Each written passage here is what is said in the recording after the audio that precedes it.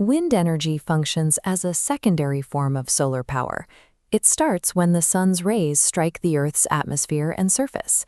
Because land masses and water bodies absorb and release heat at different rates, they create uneven zones of varying air pressure across the globe.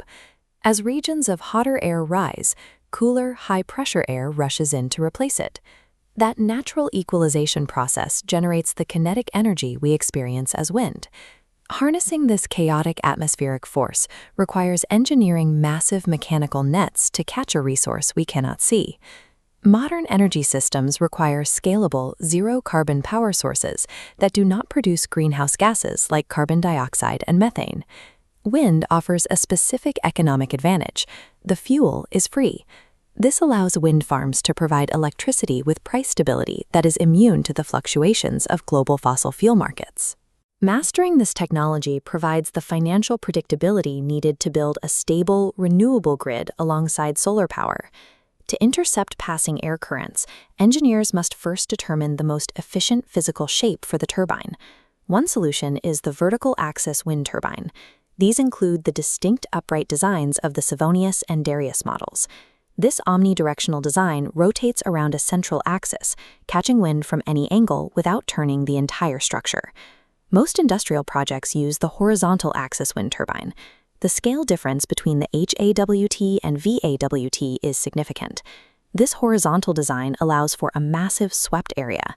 Increasing the rotor diameter and hub height intercepts exponentially more kinetic energy.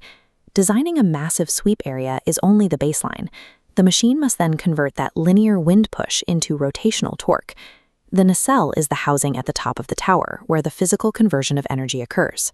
As the wind spins the blades, it drives the rotor hub, rotating the primary low-speed shaft. This shaft feeds into a gearbox, which multiplies the slow rotations of the blades into high-speed revolutions. The high-speed shaft then drives the generator, creating the electromagnetic reaction that produces electricity. Sensors like the anemometer and wind vane on the roof monitor wind speed and direction in real time. This data triggers the yaw mechanism, using motors to pivot the multi-ton rotor directly into the wind. This conversion has a physical ceiling known as Betz's law. No turbine can capture more than 59.3% of the wind's kinetic energy. Capturing any more would stop the airflow completely, preventing new wind from entering the blades. With the machine's efficiency capped by physics, the next variable is placement. This chart shows the wind profile, illustrating how ground friction robs the wind of its velocity.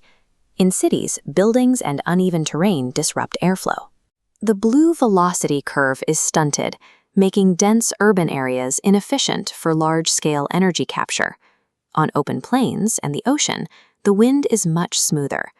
On the water, high wind speeds extend closer to the surface because there is very little friction to slow them down. The need for high-velocity, frictionless environments has driven the industry toward deep-water offshore wind farms. These projects use floating engineering, such as spar buoys and semi-submersible platforms, to anchor turbines in deep ocean environments where fixed towers are impossible. Moving offshore optimizes both wind speed and land use, maximizing the amount of energy we can capture from the atmosphere. Scaling this technology involves environmental and social trade-offs. Large-scale installations can alter landscape aesthetics, produce acoustic noise, and contribute to bird and bat mortality. There are also operational risks, including potential electromagnetic interference with radar and the need for hazardous lubricants within the turbine's internal machinery. No energy source is without impact. However, by refining internal mechanics and targeting geographic sweet spots, the industry can leverage a free, zero-emission fuel source to help stabilize a decarbonized grid.